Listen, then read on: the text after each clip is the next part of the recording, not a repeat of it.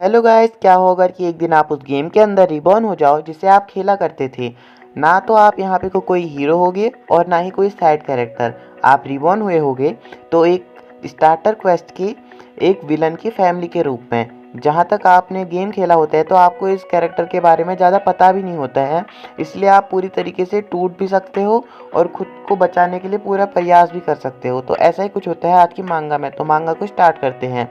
तो हमें एपिसोड की शुरुआत में कोई बोलता है इन 10 सालों में द फेडरेशन किंगडम जो कि ईस्ट में बसा हुआ है वो पूरी तरीके से टूट जाएगा और उसको तोड़ने वाले होंगे द 5 ग्रेट सीन्स जो कि अभी बच्चे ही हैं। और इन सभी घटनाओं को रोकने के लिए मैंने एक खतरनाक फैसला लिया। मैंने उन सभी बच्चों को रेस्क्यू किया और उनको अपनी सुरक्षा में रखा और उनका जीवन अच्छे से व्यतीत करने के लिए मैंने उनको पूरी छूट दी। और क्या मैं इसमें कामयाब हो पाया? पर लेकिन आप सोचते हो यहाँ तक का पहुँचना बहुत मुश्किल था। तो सीधे हमें इसके बाद कुछ महीनों पहले का सीन दिखाया जाता है। जब आप इस दुनिया में आए ही होते हो तो आपके साथ एक बटलर खड़ा होता है और आप सोचते हो कि ये दुनिया पिछली दुनिया से तो बहुत अच्छी है, क्योंकि पिछली दुनिया में मैं 78 घंटे किसी नौकर की तरह काम करता रहता था और इस दुनिया में मैंने एक नोबल के रूप में जन्म लिया है, तो मेरे को कोई चीज़ करने की ज़रूरत भी नहीं है। सब लोग मेरा अच्छे से ख्याल रखते हैं, भले ही मेरी पावर बहुत वीक हो या कमज़ोर हो। और आपके जो पीछे बटलर खड़ा होता है वो बोलता है यंग मास्टर आप खाना खा लो, खाना रेडी है। तभी हमें एक लग्जरी डाइनिंग टेबल दिखाया जाता है जिसके पास आप बैठे होते हो। और जब आप खाना खा रहे होते हो तो पीछे से एक मेड बोलती है यंग मास्टर क्या मैं आपके नहाने में मदद कर दूं? आप सोच रहे होते हो कि यहाँ सब कुछ एकदम बढ़िया चल रहा है और आप बोलते हो मैंने एक काउंट की फैमिली में एक यूज़लेस बेटे के रूप में जन्म लिया है, फिर भी यहाँ सब लोग मुझे अच्छी तरीके से ट्रीट करते हैं और यहाँ की मेड तो बहुत अच्छी हैं। और पीछे से वो मेड बोलती है यंग मास्टर आप आज रात जल्दी सो जाना क्योंकि कल आपके फैमिली मेम्बर आने वाले होते हैं। तो आप ये बात सुन के पूरी तरीके से सदमे में चले जाते हो, क्योंकि मेड ने जिस फैमिली का नाम लिया होता है वो होता है प्लाटियो। और आप अपने मेमोरी में जब अच्छे से छानबीन करते हो तो तब आपको याद आता है कि प्लाटियो नाम तो वही था जिसको आप अपनी पिछली ज़िंदगी में गेम खेला करते थे और उसमें स्टार्टर बॉस के रूप में प्लाटियो ख़ानदान के लोग आते थे। ये बात याद करके आप पूरी तरीके से कोमा में ही चले जाते हो, क्योंकि आपको याद आता है कि प्लाटियो ख़ानदान के लोग तो बहुत जल्द मर जाते हैं, क्योंकि जो 5 सीन्स होते हैं सबसे पहले उसी ख़ानदान में हमला करते हैं। और आपको याद आता है इस गेम का नाम होता है साइकेंडलिया। और आप बोलते हो मैं इस गेम को तब खेला करता था जब मैं अपनी 78 घंटे की ड्यूटी से एकदम परेशान हो जाता था। और गेम की शुरुआत में हमें मेन विलन ग्रेट सीन्स दिखाए जाते हैं। होते हैं sins of greed, sins of wrath, sins of sloth, sins of pride और सिंस ऑफ ऑब्सेशन। और आपको याद आता है इस गेम के अंदर कुछ नोबल अंडरवर्ल्ड में अपने हाथ गड़ाए हुए हैं और उनमें से ही एक है आपका प्लाटियो हाउस ऑफ नोबल। और आपको याद आता है कि आपके 2 बड़े भाई भी हैं, जिनमें से बड़े भाई का नाम है लियो प्लाटियो और उसे किंग ऑफ प्रोस्टिट्यूट्स बोला जाता है, और छोटे भाई का नाम है टोनियो और उसको किंग ऑफ ड्रग्स बोला जाता है। ये सब सोच के ही आप अपने घुटनों के बल बैठ जाते हो, क्योंकि आप सोचते हो पिछली ज़िंदगी में मैं जब अपने गेम के कैरेक्टर के साथ यहाँ आता था तो मैं अलग ही उत्सुकता से भरा होता था, पर लेकिन जब मैं अब अपनी असली ज़िंदगी में ऐसे खड़ा हो रखा हूँ तो मेरी पूरी जीने की इच्छा ही मर चुकी है। अब मैं क्या करूँ? और आपको याद आता है ये तो एक एक्स्ट्रा कैरेक्टर था जिसका नाम था एलन प्लाटियो। आप बोलते हो कि प्लीज़ मुझे मेरी पुरानी दुनिया में वापस भेज दो, चाहे मुझसे 78 घंटे की जगह 108 घंटे काम करा लेना, पर मुझे मेरी पुरानी दुनिया में वापस भेज दो, क्योंकि वैसे भी ये दुनिया तो 10 सालों में ख़त्म ही होने वाली है और ऊपर से मेरे पास कोई पावर्स भी नहीं है। आखिरकार मुझे एक्स्ट्रा करैक्टर के रूप में जन्म ही क्यों लेना था? आप सोचते हो वेट पावर्स, पर लेकिन आपको याद आता है कि जो वो बच्चे हैं यानी कि 5 ग्रेट सेंस अभी वो उनकी पावर भी अवेकन नहीं हुई होंगी, क्योंकि उनकी पावर तब अवेकन होती है जब वो कुछ दर्दनाक सीन से गुजरते हैं। तो आप सोचते हो मैं इसको अपने प्रॉफिट के रूप में यूज़ कर सकता हूँ और मैं उन सभी बच्चों को बचाऊँगा और उनके ऊपर अपना कर्ज छोड़ के ऐसा दिखाऊँगा कि मैं उनका सेवियर हूँ और वो मुझको तो नहीं मारेंगे। आप ये सब सोच ही रहे होते हो, पर लेकिन आपको याद आता है आपके पास तो 0 पावर है। ये सब आज सोच के आप उदास भी होते हो और एक एक्साइटमेंट से भी भर जाते हो, क्योंकि आप अपनी पिछली ज़िंदगी में एक प्रो गेमर थे। आप ये सब सोच ही रहे होते हो कि सीधे हमें 2 महीने बाद का सीन दिखाया जाता है, जहाँ पे को आप बोलते हो मैंने बहुत ढूंढा और आखिरकार आज मुझे एक ईस्ट के ऑर्फनेज में एक बच्ची मिली है जिसका नाम है यूटिया। तभी वहाँ पे कोई एक नाइट खड़ा होता है जो बोलता है सर हमने यूटिया को ढूंढ लिया, और इसका नाम होता है इवान जो कि आपका नाइट होता है। और आप सोचते हो कि इवान ये बहुत भरोसेमंद बंदा है। वो बोलता है सर जितना मैंने अपने एक्सपीरियंस से पता लगाया मुझे लगता है वो बच्चे कोई आम बच्चे नहीं है। आप सोचते हो हाँ, क्योंकि ये मुझे पता है ये जो बंदा है इसके पास बहुत ज़्यादा टैलेंट है। और वो सब सोचते हुए आपके मुंह में एक क्रीपी स्माइल आती है। इस सबको देख के इवान सोचता है आखिर मैं किस पागल के पल्ले पड़ गया। और वो इवान बोलते हैं आपको ऐसा मुंह बना के बच्चियों के सामने नहीं जाना चाहिए। तो वो सोचता है कि हाँ, ये जिसकी बॉडी है वो तो एक खुली किताब के तरीके था जो कि अपने एक्सप्रेशन हमेशा शो करता था, पर लेकिन मैं तो अपना एक्सप्रेशन शो करना ही भूल गया। पर इवान बोलते हैं आपने बस मुझे ही हायर क्यों किया। आप सोचते हो इवान ये तो एक रेयर कैरेक्टर था जिसकी लॉयल्टी 100% पहुंच जाती है। और ये सब आप सोच ही रहे होते हो कि इवान बोलते हैं हाँ, उस बच्ची के पास स्पेशल पावर तो थी, पर लेकिन वो बच्ची नॉर्मल भी नहीं थी। क्योंकि जब मैं वहाँ जेल के पास गया था तब और सभी बच्चे तो एकदम क्या कहते हैं डरे सहमे बैठे होते हैं, पर लेकिन उस बच्ची को अलग से जंजीरों में कैद किया होता है। और वो एकदम उसकी आंखें भी अलग तरीके से चमक रही होती हैं। वो उसने जब मेरे को देखा तो मुझे लगा कि मेरी रूह तक कांप जाएगी। ये सब देख के इवान एकदम डर रहा होता है कि तभी वो बोलते हैं खैर आपको ये सब कैसे पता था, क्या आपको पहले से पता था कि इस बच्चे के पास इतनी सारी पावर है। वो बोलता है हाँ तुम सही हो। पर वो बोलता है क्यों ना आप उस बच्चों से जाके खुद ही मिल लो क्योंकि आपने उसको ढूंढने में इतनी ज़्यादा मेहनत की है। आप सोचते हो हाँ, मैं उनसे ढूंढ जाके मिल तो लेता, पर लेकिन मेरा ऐसा कोई प्लान ही नहीं है क्योंकि फ्यूचर में यूटिया सेंस ऑफ वर्थ बनने वाली है। और उसने जो फ्यूचर में इतने सारे कांड किए थे उससे तो मुझको अभी भी डर लगता है। जब भी उसकी वो रेफरेंस इमेज मेरे दिमाग में आती है मेरी रूह तक कांप जाती है। आप सोचते हो क्योंकि यूटिया एक खतरनाक मास्टरमाइंड है और क्योंकि वो सभी सिंस की गैंग लीडर कह सकते हैं या फिर उनकी मेन बॉस थी। और आप जब ये सब सोच ही रहे होते तो आपका नाइट एलन का नाइट यानी कि आपका नाइट बोलता है कि आप उससे मिलोगे कब। तो आप बोलते हो कि ये अभी सही समय नहीं आ रखा है। ये सब सुनने के बाद आपका नाइट सोचता है कि अभी कैसा सही समय नहीं आया है। फिर वो चुपचाप खड़ा हो जाता है। पर लेकिन फिर आप उससे बोलते हो पर लेकिन तुम्हें मेरा एक और काम करना है। तुम्हें मैं एक लेटर लिख के दूंगा, उसको तुम्हें यूटिया के पास डिलीवर करना है। ये सुन के वो और सदमे में चला जाता है। वो सोचता है कि एक तो इनको अभी सही समय नहीं मिला है, ऊपर से ये एक लेटर लिख के भेज रहे हैं, इससे बढ़िया तो खुद जाके मिल जाते। फिर वो यस में सर हिला के बोलता है ठीक है मैं आपका काम कर दूंगा। और जब आप लेटर लिख के उसको दे देते हो तो उसके बाद वो जब जा रहा होता है आप उसको खिड़की से देखते हो और आप बोलते हो कि वैसे भी मेरा उनसे मिलने का कोई प्लान नहीं है। और वैसे भी जो मैंने लेटर लिखा है उसमें तो बस मैंने ऐसे हाल चाल पूछे और एक पोएम लिखी है। और आपको तभी एक सीन याद आता है जहाँ पे कोई एक पंडित किसी को ठीक करने के लिए कोई मंत्र पढ़ रहा होता है और वो होती है यूटिया जो कि बस सेंस ऑफ बर्थ से पोजेस हो ही गई होती है। और ये सब सोच ही रहा होता है कि उसको याद आता है कि जब भी कोई हम किसी भी तरीके से यूटिया को ठीक करने की कोशिश करते हैं तो वो हमेशा एक ही लाइन बोलती कि ये बहुत देर हो चुकी है। और ये सब सोच के आपकी रूह ही काँप जाती है क्योंकि आपको याद आता है कि इसी सभी कारण की वजह से यूटिया को एकदम ब्रोकन कैरेक्टर माना जाता है। और उसको सीन याद करते ही उसके दिमाग में बस एक ही लाइन आती है कि इट्स टू लेट। ये सब सोच के आप अंगड़ाई लेते हो, आप बोलते हो बस मेरा नाइट इवान वहाँ पे कोई ठीक रहे।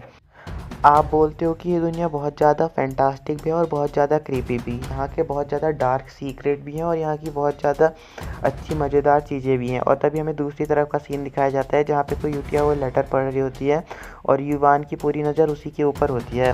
वो सोचता है कि ये क्या कब कर दे, मुझे तो कुछ अंदाज़ा ही नहीं है। तो तभी वो बोलती है अगर उसको मैं अपनी साइड में चाहिए तो उसको मुझसे खुद नहीं मिलना चाहिए।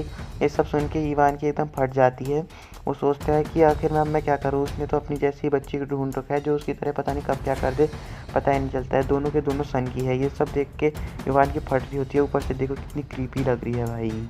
वो सोचता है, वो बोलता है क्योंकि तभी उसके दिमाग में एक लाइन क्लिक होती है कि जब आपने बोला होता है कि अभी सही समय नहीं आ रखा है, तो ये सोचते हुए वो यही बोल देता है कि अभी सही समय नहीं आ रखा है। ये सब सुन के उसका ऑरा एकदम शांत हो जाता है। तो वो बोलती है ठीक है मैं समझ गई। वो बोलता है क्या तुम समझ गई।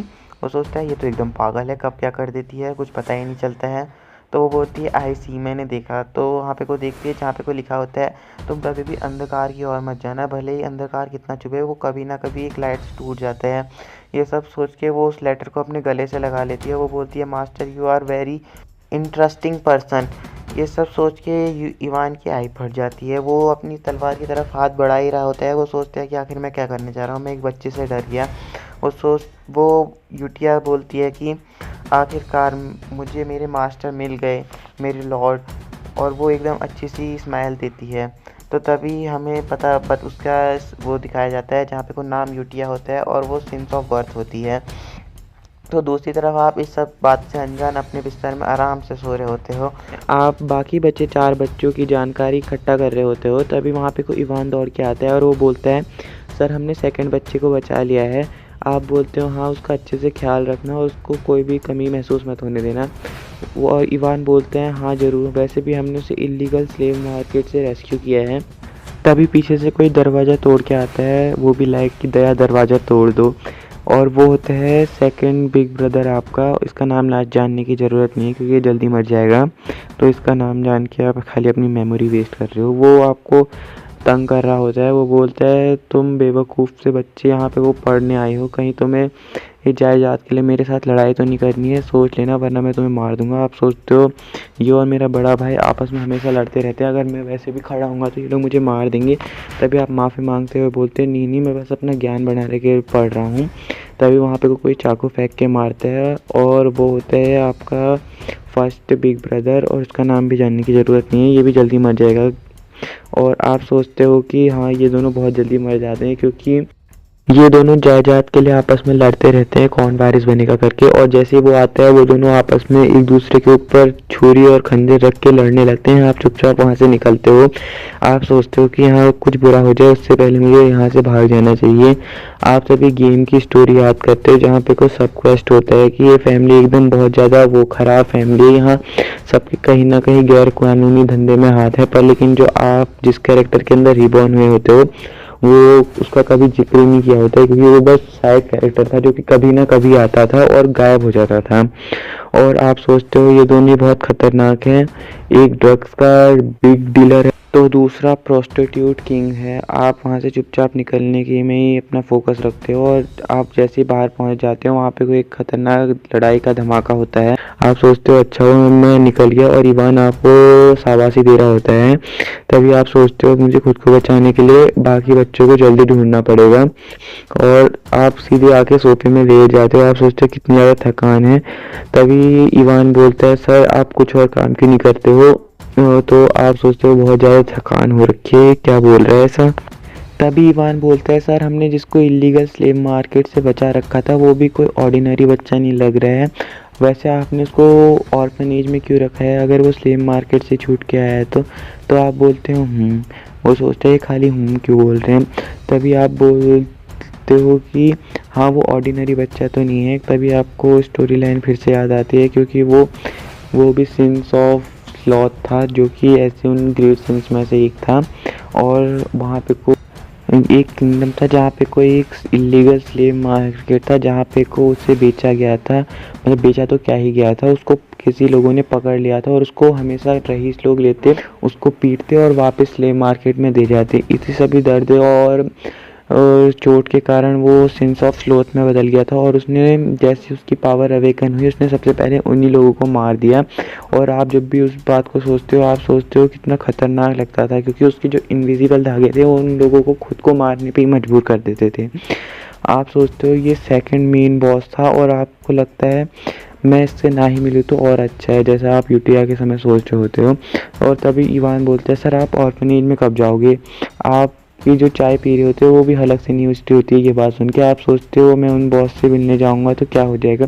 तभी आप सोचते हो मैंने उनके लिए लेटर तो लिखा था, वैसे भी मैंने यूटिया से बोल दिया था मैंने एक बच्चे को भेजा उसका ध्यान अच्छे से रखना। वहाँ पे को दूसरी तरफ वो बच्चा आराम से वहाँ पे वो खड़ा होता है और वो सभी बच्चों से अलग होता है और वो चुपचाप वहाँ पे को खड़ा होता है अंधेरे में। तभी उसके पास एक बच्ची चल के आती है जो कि और कोई नहीं यूटिया होती है। वो बोलती है तुम तो पूरी तरीके से टूट चुके हो। ये बात उनके वो बच्चे भी उधर को देखने लगता है, उसके हाथ में भी बहुत सारे घावों के निशान होते हैं।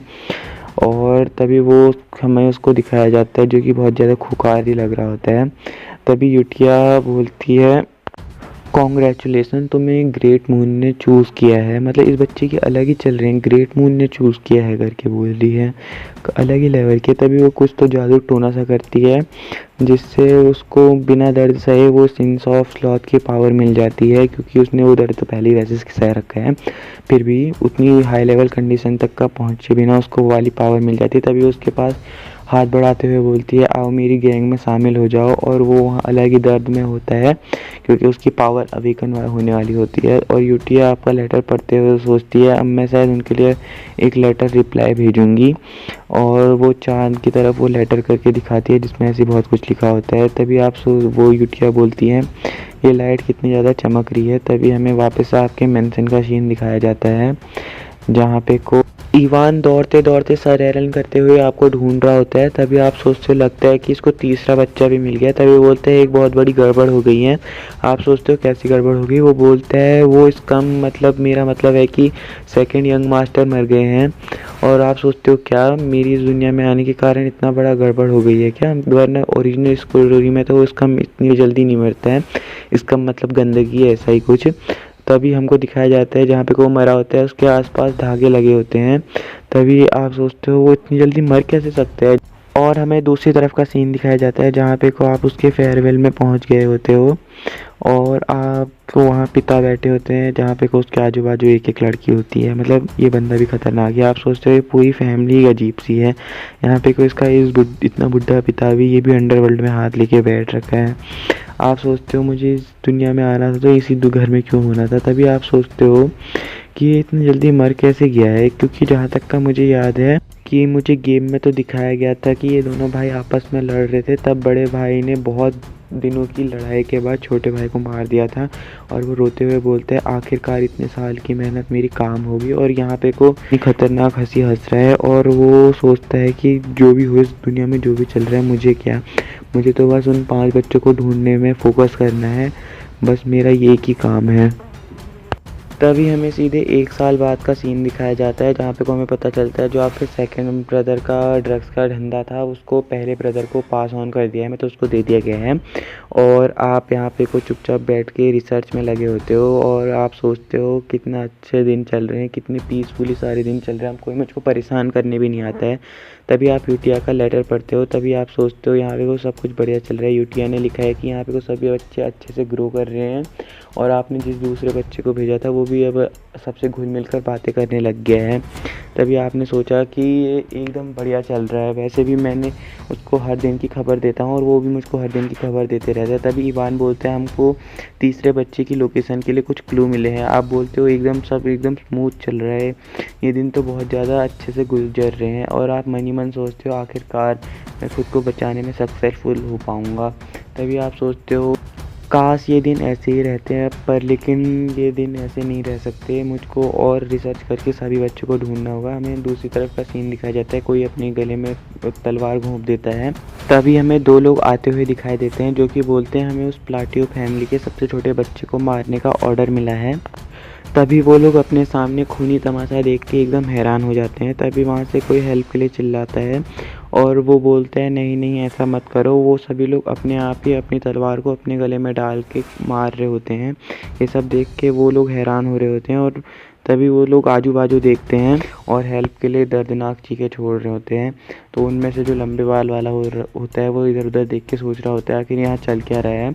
तभी जो उसके साथ में दूसरा होता है वो टकला जैसा, वो भी अपने आप को घोंपने जा रहा होता है। वो पूरा भाई सदमे में चला जाता है लंबे बाल वाला। वो सोचता है आखिर यहाँ चल क्या रहा है और वो भी अपने आप को खंजर घोंप लेता है।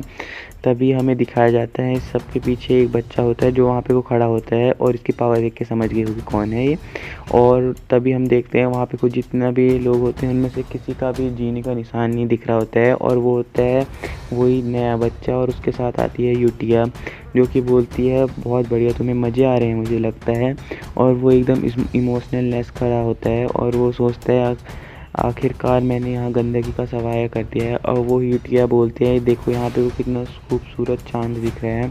वो बोल रहा है मैंने यहाँ के सारे लोगों को मार दिया है, क्या मेरा काम कंप्लीट हो गया। यूटिया उसको शाबाशी देते हुए बोलती है हाँ यहाँ सारा काम कंप्लीट हो गया है। तो वो बोलती है आओ मेरे साथ घूमो, यहाँ देखो तुम्हारे कारण अब हमने इस गंदगी को साफ़ कर दिया है, अब हम दोनों ही इस पूरी दुनिया में राज करेंगे करके ऐसे ही कुछ बोलती है। मतलब राज करेंगे तो नहीं बोलती है, ऐसी बोलती है हम अपनी ग्रेट मून के लिए सब कुछ करेंगे। तब वो दोनों वहाँ से टेलीपोर्ट हो जाते हैं और हमें दिखाया जाता है वो सीधे हवा में पहुँच गए होते हैं और अपने नीचे बस एक मून का छाप छोड़ गए होते हैं। और इसी के साथ ये एपिसोड एंड हो जाता है। Thank you for watching. यहाँ तक आने के लिए बहुत बहुत धन्यवाद। हेलो गाइस, स्वागत है आपका एक और नई वीडियो में। जैसा कि हमने पिछले एपिसोड में देखा था, आपको सिंस ऑफ स्लॉथ मिल गया था जिसका नाम था ड्यूस मकालियन। तो अब आ गई एपिसोड की शुरुआत में हम लोग देखते हैं कि आप बोलते हो मेरा यूटिया के साथ पत्र का आदान प्रदान पिछले 2 सालों से चल रहा है। तभी हमें आपके मेंशन का सीन दिखाया जाता है जहाँ पे कोई इवान आपको ढूंढ रहा होता है और वो बोलता है कि सर एलन आप कहाँ हो। और जब वो बैकयार्ड में आता है तो वो बोलते हैं अच्छा आप यहाँ थे, मैंने आपको हर जगह ढूंढा। तो आप बोलते हो अरे बाप रे इवान, तुमने तो मुझे चौंका ही दिया, ऐसे अचानक से मत आया करो, मेरा कमजोर सा नाजुक सा दिल है। तो इवान बोलता है मैं आपको यहाँ पे कोई एक इम्पोर्टेंट न्यूज़ देने आया हूँ, हमने 5वें बच्चे को भी सुरक्षित रूप से अनाथालय पहुँचा दिया है। तो आप मनी मन खुश होते हुए सोचते हो आखिरकार इस 5 सिंस वाले काम से भी मुझे मुक्ति मिल गई है, लो इसे खा लो। तो इवान बोलता है आपका बहुत बहुत धन्यवाद। तो आप सोचते हो मुझको तीसरे सिंस ऑफ ग्रीड को ढूंढने में बहुत समय लगा था, पर लेकिन मेरी गेमर के आईक्यू की बदौलत मैंने उसे ढूंढ लिया और इवान ने दिन रात एक करके उन्हीं सभी बच्चों को रेस्क्यू किया और उनको सुरक्षित रूप से अनाथालय पहुंचा दिया। तो आप इवान से बोलते हो तुम्हें कुछ दिनों की छुट्टी दी जा रही है तो अच्छे से आराम करना। तो इवान बोलता है क्या मिशन ऑर्फनेज खत्म हो गया। तो आप बोलते हो हाँ ये मिशन खत्म हो गया है। तभी इवान बोलते हैं हाँ ये राहत की बात है, पर लेकिन मुझे आप खुश नहीं लग रहे हो। पर आप बोलते हो मैं खुश तो हूँ और इस समय मैं मुस्कुरा तो रहा हूँ। और इवान बोलता है फिर इस बात को रहने देते हैं अभी के लिए। तो आप अंगड़ाई लेते हुए सोचते हो ये जैसा मैंने सोचा था उससे बहुत स्मूथली गया है, मैंने बॉस ऑफ साइकेंडिया को बचा लिया जो कि अपने भयानक अतीत से गुजरे थे। अब उनकी पावर अवेकन होने के चांसेस तो बहुत कम हैं और अब वो अपना जीवन सुरक्षित रूप से जी पाएंगे। तो फिर आप बोलते हो ऑर्फनेज कैसा चल रहा है। तो इवान बोलते हैं यहाँ आपके लिए एक मेल आया है, जो बच्चे पहले टूटी हुई गुड़िया की तरह लगते थे अब वो काफ़ी हद तक ठीक हो गए हैं और वहाँ सब कुछ आराम से चल रहा है। तो आप बोलते हो सचमुच अगर अनाथालय इतना अच्छा चल रहा है तो हमें वहाँ किसी केयर टेकर को रखने की ज़रूरत नहीं होगी। वैसे मुझे नहीं लगा था कि यूटिया ऑर्फनेज को इतनी अच्छे संभाल लेगी, शायद वो ऑर्फनेज को अपना घर मानती है इसीलिए। वैसे यूटिया एक काफ़ी अच्छी बच्ची है। तो इवान बोलता है क्या लेटर में कुछ खास बात लिखी है। तो हम देखते हैं कि लेटर में लिखा होता है यहाँ सब कुछ ठीक चल रहा है, यहाँ के बच्चे बहुत अच्छे से बड़े हो रहे हैं और आपको ड्यूस की चिंता करने की भी ज़रूरत नहीं है और आपने जिन नए बच्चों को भेजा है वो भी काफ़ी अच्छे से प्रोग्रेस कर रहे हैं, मैं उनका अच्छे से ख्याल रख लूँगी। तो आप गर्व के साथ बोलते हो कि यूटिया काफ़ी अच्छा काम कर रही है, वहाँ सारे बच्चे अच्छा काम कर रहे हैं और बच्चों को बड़ा होता देखना काफ़ी अच्छा लगता है। मुझे लगता है कि बच्चों के लिए पर्यावरण काफ़ी मायने रखता है ताकि उनकी पर्सनैलिटी अच्छी बने। तो इवान बोलता है कि आप उन बच्चों से कब मिलने जाओगे, आप हमेशा बोलते हो कि अभी सही समय नहीं है, सही समय कब आएगा। तो आप मनी मन सोचते हो मेरा उनसे मिलने का कोई ख़ास प्लान नहीं है, उनका मेरे साथ रहना अच्छा तो होगा पर लेकिन सिंस बनने की प्रक्रिया इतनी दुखद और भयानक होती है कि कोई भी टूट सकता है और गेम के हिसाब से बचपन में भी उनकी पर्सनैलिटी कुछ ज़्यादा अच्छी नहीं थी। मुझे उनसे इतना डर लगता है कि मैं उनके साथ रहने के लिए अभी सही से तैयार नहीं हूँ। तो आप इवान से बोलते हो शायद 5 साल। तो इवान बोलता है अच्छा ऐसा है। तो आप सोचते हो इस डार्क फैंटेसी वर्ल्ड में मुझको खुद को ज़िंदा रखने के लिए कोई ना कोई स्किल तो सीखनी होगी। जादू एक ऐसी प्रतिभा है जिसको सीखने के लिए स्किल की ज़रूरत होती है और मेरे पास वो है। इवान बोलता है सर एलन क्या आप ब्लू मून के बारे में जानते हो।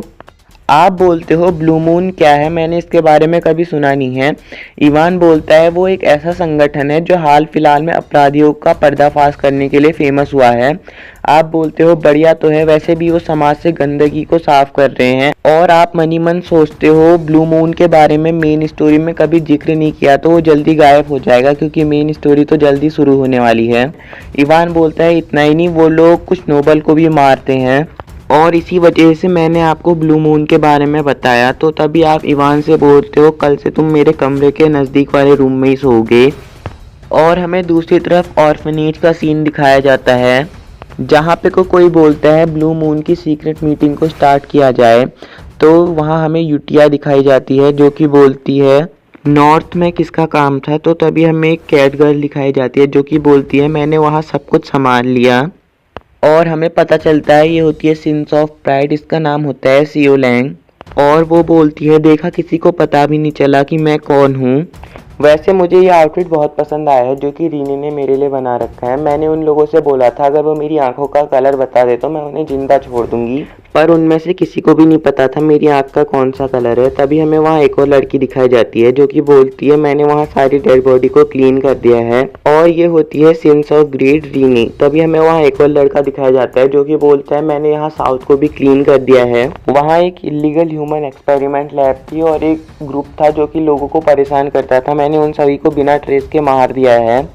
और ये होता है सेंस ऑफ प्योरिटी, इसका नाम होता है रेडन। तभी हमें यूटिया दिखाई जाती है जो कि बोलती है सही है सब कुछ ग्रेट मून की आज्ञा के अनुसार हो रहा है, हमें उनकी आज्ञा का पालन करना चाहिए क्योंकि वो हमारे लिए भगवान समान है। फिर हमें पता चलता है कि ब्लू मून जो ग्रुप है उसका लीडर है ग्रेट मून और वो आप हो और आपको इस बारे में पता ही नहीं है कि आप एक ग्रुप के लीडर हो। तभी ड्यूस बोलता है बस एक प्रॉब्लम आ चुकी है। तभी यूटिया गुस्से में बोलती है आखिर क्या प्रॉब्लम है जबकि हमने तो सब ग्रेट मून की आज्ञा के अनुसार किया है। तब ड्यूस बोलता है हमें एक लेटर मिला था जिससे ऐसा लगता है कि जो ग्रेट मून का बड़ा भाई है वो इनके खिलाफ साजिश कर रहा है।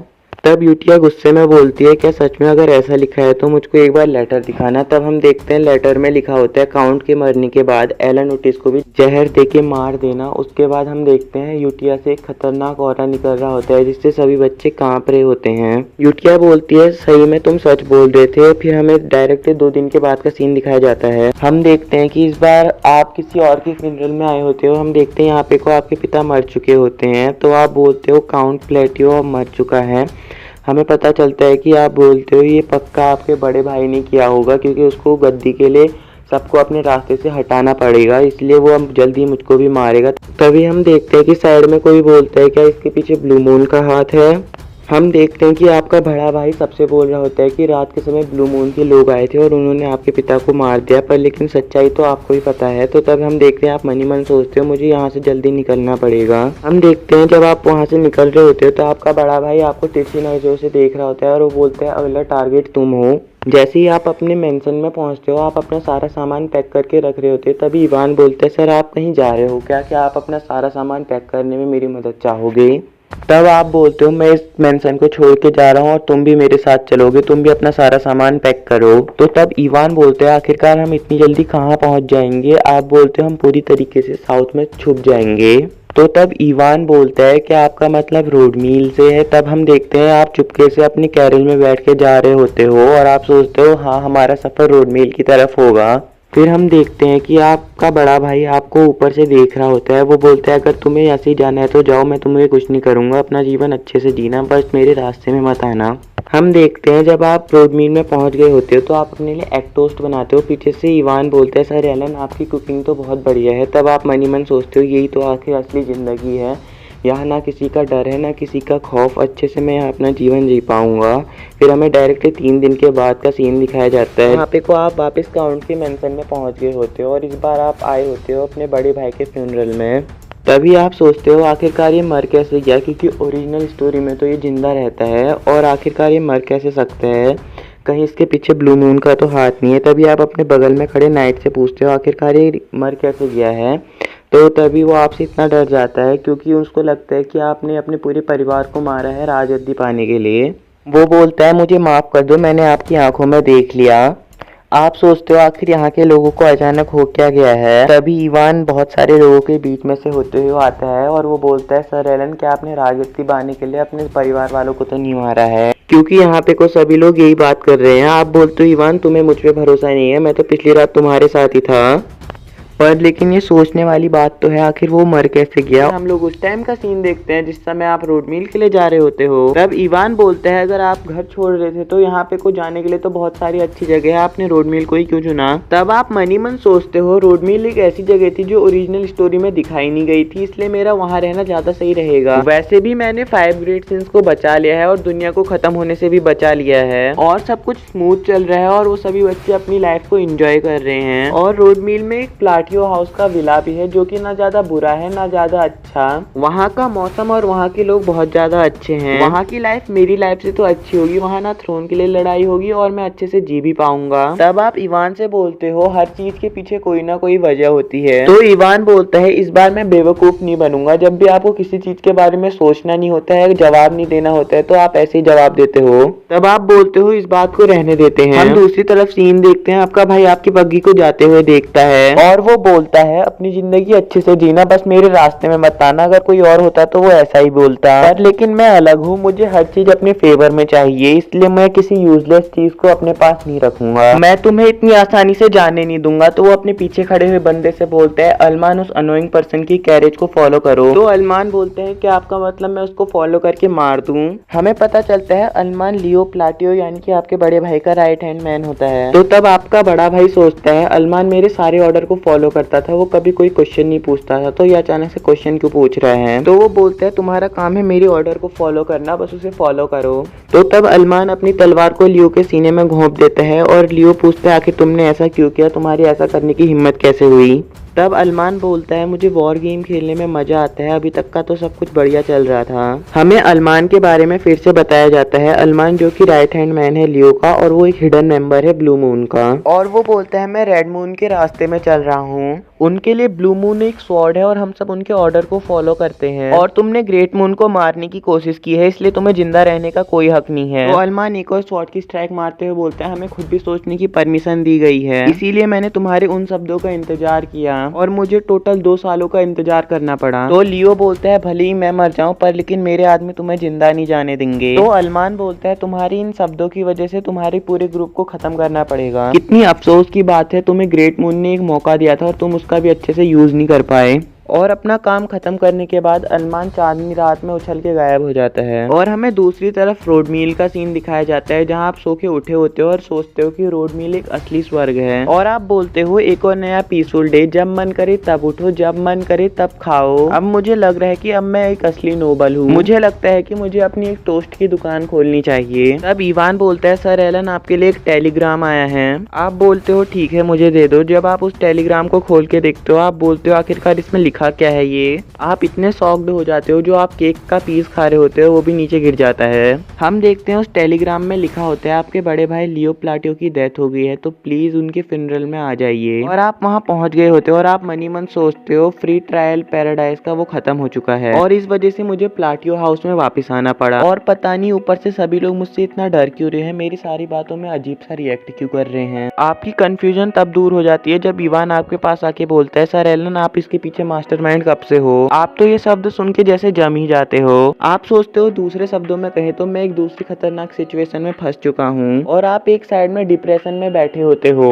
तो तब आप इवान से बोलते हो क्या तुम मुझे समझा सकते हो आखिर मैं इसके पीछे मास्टरमाइंड कैसे हूँ। तो इवान बोलता है आपके घर छोड़ने के बाद ही लियो की मौत हुई है, तो ये एक सोची समझी साजिश लगती है जो कि थ्रोन के लिए की गई है। ये एक परफेक्ट सिचुएशन है आपको मास्टरमाइंड समझने के लिए। और अब तो आपका दूसरा बड़ा भाई भी जिंदा नहीं है जो कि यहाँ के हंगामा खड़ा करे, तो इस बात से ये और भी पक्का हो जाता है कि इसके पीछे मास्टरमाइंड आप ही हो। तो इवान बोलता है आप पूरी कंट्री के मास्टरमाइंड बन चुके हो, आपके नीचे तो कई सारे स्वॉर्ड मास्टर लेवल के लोग भी काम कर रहे होंगे। अब आप बोलते हो इवान क्या तुम्हें मजा आ रहा है, आखिरकार तुम्हारे कपड़ों के साथ क्या हुआ। आप सोचते हो आखिरकार मैं लोगों को कैसे बताऊं इसके पीछे मेरा हाथ नहीं है, आखिरकार कोई ऐसा ग्रुप भी तो नहीं है जो अंडरवर्ल्ड में हाथ रखे नोबल को मार सके। तब आप बोलते हो अगर मैं इस बारे में सोच ही रहा हूँ तो मुझे याद आया तुमने मुझे एक ग्रुप के बारे में तो बताया था जो दूसरे ग्रुप को खत्म कर करता है। तो इवान बोलता है क्या आप ब्लू मून की बात कर रहे हो? आप बोलते हो हाँ, क्या इसके पीछे उनका हाथ नहीं हो सकता? तब इवान बोलता है जैसा हमें इन्फॉर्मेशन गिल्ड ने बता रखा है इस हिसाब से इसके पीछे ब्लू मून का हाथ नहीं होगा, क्योंकि वो लोग मर्डर का कोई ट्रेस नहीं छोड़ते हैं। वो छोड़ जाते हैं तो एक मून का सिंबल। और इतना ही नहीं, उन्होंने हमें बताया था कि आपके सेकंड बिग ब्रदर की ग्रुप के लोगों को स्वॉर्ड से मारा गया है। उस नजारे को देख के लगता है कि जैसे अभी अभी हम हेल को देख के आए हैं। तब आप बोलते हो अच्छा, इस वजह से मैं एक स्वॉर्ड मास्टर के साथ एक मास्टरमाइंड हूँ। तो आप मनी मन सोचते हो वैसे भी इसके पीछे ब्लू मून हो नहीं सकता, क्योंकि वो कभी मेन स्टोरी में दिखाया नहीं गया था। और वैसे भी ऐसा हो नहीं सकता कि कोई वीक ग्रुप इतने खतरनाक लोगों को मार दे।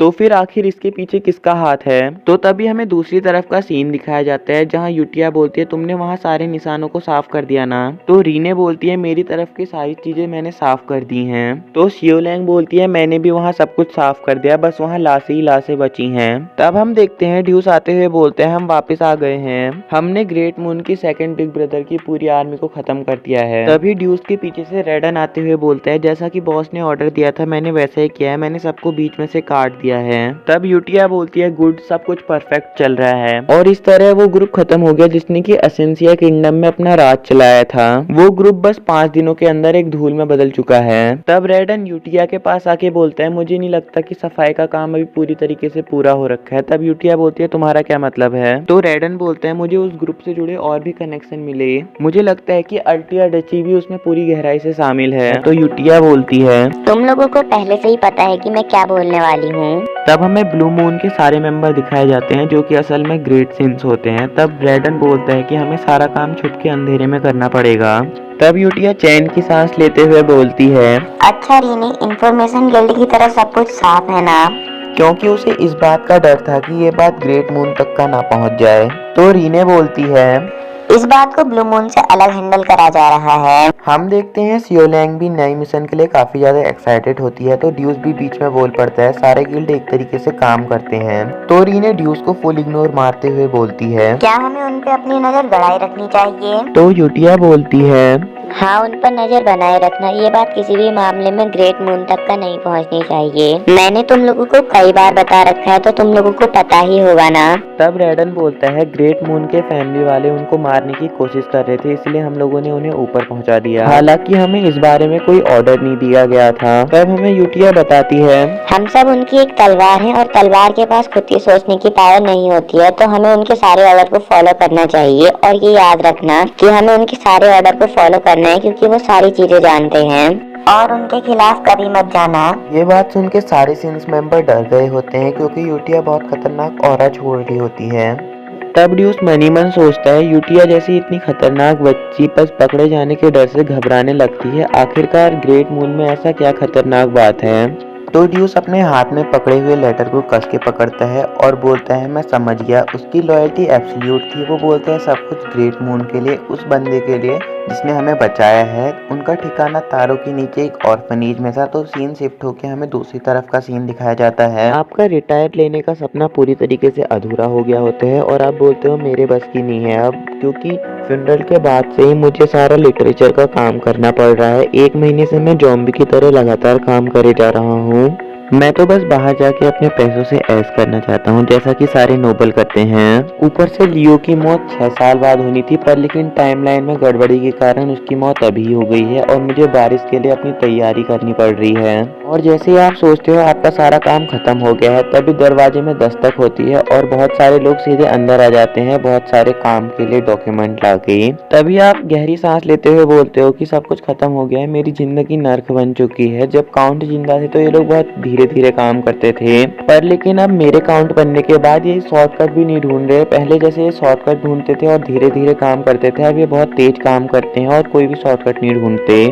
दूसरी तरफ हमें उन लोगों का माइंडसेट दिखाया जाता है, जहां पहला सोचता है कहीं मैंने उन्हें गुस्सा तो नहीं दिला दिया, और दूसरा सोचता है मुझे और हार्ड वर्क करना पड़ेगा, और तीसरा सोचता है कहीं मैं आज मरने तो नहीं वाला हूं। तो आप सोचते हो सभी रूमर्स के कारण मेरा स्टाफ भी काफी अच्छे से मेहनत से काम कर रहा है, पर लेकिन मुझे इस चीज की जरूरत ही नहीं है। आखिर उन्हें क्यों लगता है कि मैं ही मास्टरमाइंड हूँ और मैंने इवान को बुलाया था, आखिरकार वो क्यों नहीं आया? तो तभी हमें पता चलता है आप खुद को एक फॉर्मर स्लेव समझ रहे होते हो जो कि दिन रात काम करे जा रहा है, पर लेकिन आपको शांति से अपना काम करना है या फिर चुपचाप बैठे रहना है। आप सोचते हो काश मेरा सारा स्टाफ खुद ही ये सारे काम संभाल लेता तो कितना ज़्यादा अच्छा हो जाता। तब हमें कुछ देर बाद का सीन दिखाया जाता है जब आपने अपना सारा काम कर लिया होता है और इवान बोलता है, यंग मास्टर मुझे कहना ही पड़ेगा, मैं काफ़ी ज़्यादा हैरान हूँ। वो यहाँ पर अपने ओवर टाइम की बात नहीं कर रहा होता है, वो यहाँ पे को बात कर रहा होता है आपकी मैजिक पावर की, क्योंकि आपने बस 2 साल सेल्फ स्टडी करके अपने सेकंड टायर में चले गए होते हो मैजिक में। और इवान बताता है नॉर्मली तो सेकंड टायर में जाने के लिए 4 साल का वक्त लगता है, वो भी जब आप खतरनाक प्रैक्टिस करते हो। और ऊपर से मैजिक को तो वही लोग यूज कर सकते हैं जो मैजिक के साथ पैदा हुए हों। तो आप सोचते हो मुझे भी लगता है इस बॉडी में बहुत ज्यादा टैलेंट है। मैंने खुद के सेल्फ डिफेंस के लिए मैजिक को इतना प्रैक्टिस किया कि अब मैं टियर 2 में पहुंच चुका हूँ। और इस टेक्निक को यूज करने के लिए भी माना कंट्रोल बहुत ज्यादा अच्छा होना चाहिए। और हम देखते हैं आप उस पूरे कमरे में अपना माना इधर से उधर दौड़ा रहे होते हो और आप बोलते हो पर लेकिन इसका फायदा क्या है जबकि ये आधा पका हुआ है। मैंने कभी सोचा भी नहीं था कि मैं एक फैंटेसी वर्ल्ड में मैजिक का यूज करूंगा। और आप बताते हो जब मैंने फर्स्ट में यहाँ मैजिक यूज किया तो मैं बहुत ज्यादा एक्साइटेड था और मैंने सोचा था सारे ग्रेट सीन्स को इकट्ठा करने के बाद मैं किसी खतरे में नहीं पड़ूंगा और खुद के सेल्फ डिफेंस के लिए मैजिक की अच्छी तरीके से प्रैक्टिस करूंगा। लेकिन हाल ही में मेरे सामने एक प्रॉब्लम आई है, मेरा माना होल बहुत ज्यादा छोटा है और इसे ठीक भी नहीं कर सकते हैं ना इसे बड़ा कर सकते हैं। ये जैसा रहता है वैसा ही रहता है क्योंकि जब आप पैदा होते हो तब से ये आपकी बॉडी में होता है। इसे एक एथलीट की बॉडी की तरह देख सकते हैं। मेरा माना होल छोटा है, नहीं बहुत ही ज़्यादा छोटा है, इतना छोटा कि इसे प्रैक्टिस के जरिए भी कुछ नहीं कर सकते हैं। तो आप सोचते हो अगर मेरे सारे ऑप्शन फेल हो जाएंगे तो मेरे पास बस एक ही ऑप्शन बचता है। तभी इवान बोलता है, सर एलन आपके लिए एक डांस इनविटेशन आ रखा है, क्या आप वहाँ जाना चाहोगे? फिर हमें डायरेक्ट डांस पार्टी का सीन दिखाया जाता है जहाँ बहुत सारे नोबल आए होते हैं और तभी आप और इवान वहाँ भी खतरनाक एंट्री मारते हो और आप सोचते हो मैं तो अभी से थक गया हूँ, आखिरकार मैं यहाँ पूरे दिन भर क्या करूँगा। फिर हमें पार्टी के बारे में थोड़ा बताया जाता है। ये एस्टेरिया किंगडम के साउथ के लोगों के लिए नेटवर्किंग करने के लिए एक पार्टी है। तो आप सोचते हो मैं भी एक जल्दी काउंट बनने वाला हूँ तो मुझे यहाँ अपने कनेक्शन बिल्ड करने चाहिए ताकि मैं फ्यूचर में अच्छे से जी पाऊँ। हम देखते हैं जैसे ही आप उन लोगों के पास जा रहे होते हो तो वो लोग आपसे दूर हट रहे होते हैं क्योंकि आपके बारे में जो रूमर फैली होती है उससे सब लोग आपसे डर रहे होते हैं। और जैसे ही आप किसी से बात करने की कोशिश करते हो तो पूरा झुंड वहां से गायब हो जाता है। ये सब देख के इवान हंसते हंसते बोलता है, सर एलन आप अपसेट मत हो, आपके साथ मैं तो हूँ। तो आप इवान से बोलते हो मुझे पहले से पता था ऐसा कुछ होगा। तो इवान बस तुम मुझको देखते जाओ क्या होता है आगे आगे। आप सोचते हो कि मुझे पहले से पता था डिग्निटी की वजह से लोग मुझे इग्नोर करेंगे, इसीलिए मैं घर से पहले से ही पूरी प्लानिंग के साथ आ रखा हूँ मुझे लोगों से कैसे बात करनी है। तो आप एक वाइन का गिलास उठाते हो और आपके सामने खड़ी हुई औरत से बोलते हो, इस वाइन का टेस्ट काफी ज्यादा यूनिक है। और आप एक खतरनाक सा फेस बनाते हुए बोलते हो, इसका अरोमा भी काफी ज्यादा अच्छा है, मुझे इस टाइप की बोतलें घर में भी रखनी पड़ेंगी। और आप मनी मन सोचते हो सोशलाइज होने के लिए एक जेंटल स्माइल देना काफी ज्यादा जरूरी है। और आपकी इस स्माइल से वो लेडी 1 साल के ट्रोमा में चली जाती है और वो वहाँ से भागते हुए बोलती है, ठीक है मैं अपने फादर से आपके लिए प्रिपेयर कराने के लिए बोल दूंगी। और आप जैसे उसे रोकने की कोशिश करते हो तो वो वहाँ से और तेज दौड़ लगा देती है। तो वहाँ के सभी लोग आपके बारे में गॉसिप करने लगते हैं, देखा तुम लोगों ने काउंट प्लाटियो तो अपने बड़े भाई से भी बदतर निकले। उन्होंने उस यंग लेडी को लिमिटेड एडिशन वाइन जो कि अभी अभी लॉन्च हुई है और इतनी ज्यादा महंगी है उसे मांगने के लिए ब्लैकमेल किया। ये सब सुनने के बाद तो इवान अपनी हंसी को जैसे तैसे कंट्रोल करता है और आप सोचते हो कि वो यंग लेडी बहुत ज्यादा शर्मीली होगी इसलिए वो शर्मा के भाग गई। यहाँ पे को आप रियलिटी को एक्सेप्ट ही नहीं करते हो कि आपने इतनी गंदी शक्ल बनाई थी। तो इवान बोलता है, वाओ आपकी लूट तो धीरे धीरे बढ़ती जा रही है, आपने मैनी टाइप ऑफ मटेरियल इकट्ठा कर लिए हैं। तो आप डिप्रेस्ड होते हुए सोचते हो मैंने तो काफी वैरायटी की वाइन भी इकट्ठा कर ली है, ऐसी वैरायटी तो मैंने आज तक का देखी भी नहीं थी। तो आप सोचते हो इतने लोगों को डराने मेरा मतलब बात करने के बाद मुझे पता चला कि प्लाटियो नाम मैंने जितना सोचा था उससे भी ज्यादा बदनाम है। ऊपर से ये रूमर अलग से फैल रहे हैं कि मैंने अपनी पूरी फैमिली को मार दिया है, इसीलिए सब लोग मुझे अवॉइड कर रहे हैं। मुझे लगता है कि मैं ही एक हूँ जो यहाँ नेटवर्किंग नहीं कर पा रहा है और सबसे दूर खड़ा है। तो आप इवान से बोलते हो मैं फ्रेश एयर लेने बाहर बालकनी में जा रहा हूँ। तो इवान बोलता है ओके। हम देखते हैं कि आपकी सारी हरकतों को दूर से एक रेड हेयर गर्ल देख रही होती है और ये अपनी नजर आपके ऊपर ही बनाए रखती है और वो सोचती है अभी सही समय आ चुका है। और जब आप बालकनी में चले जाते हो और आप सोचते हो कि आखिरकार मुझसे गलती कहाँ हुई, तभी पीछे से एक लड़की की आवाज आती है और वो बोलती है, हेलो एक्सक्यूज मी, क्या मैं आपसे थोड़ी बात कर सकती हूँ? तो आप खुश होते हुए पीछे मुड़ते हो और सोचते हो आखिरकार कोई मुझसे बात करने आ गया। तो जब आप पीछे मुड़ते हो देखते हो तो वहाँ पे कोई नहीं होता है तभी फिर से आवाज आती है। मैं यहाँ हूँ, प्लीज नीचे देखिए। मैं अल्टिया ड्यूकल हाउस की तीसरी बेटी हूँ और मेरा नाम लॉरिया है। तो आपसे पहली बार कोई खुद से बात करने आया था तो आपका मुंह बन जाता है, आप बोलते हो हाँ हेलो। आपका मुंह इस बात से बनता है क्योंकि आपने उसके ड्यूकल हाउस का नाम सुन लिया था जो कि था अल्टिया। क्योंकि जब आपको स्टोरी याद आती है तो आपको याद आता है अल्टिया हाउस स्टार्टर 3 विलन फैमिली में से एक है और उनमें से एक हाउस आपका भी है। तो आप सोचते हो खैर ये मुझसे जो भी बात करेगी वो नॉर्मल तो नहीं होगी, पर लेकिन मुझे ये लड़की याद नहीं है, मैंने इसे कभी गेम में देखा ही नहीं था। तो लॉरिया बोलती है, मैं सीधे पॉइंट में आती हूँ। मुझे लगता है आज रात मेरा मर्डर कर दिया जाएगा, इसलिए मुझे आपकी पावर उधार में चाहिए। इसके बदले मैं कुछ भी करने के लिए तैयार हूँ, प्लीज मेरी मदद करो। इसी के साथ ये एपिसोड एंड हो जाता है। ऐसी और वीडियो देखने के लिए लाइक एंड सब्सक्राइब कीजिए। मिलते हैं अगली वीडियो में।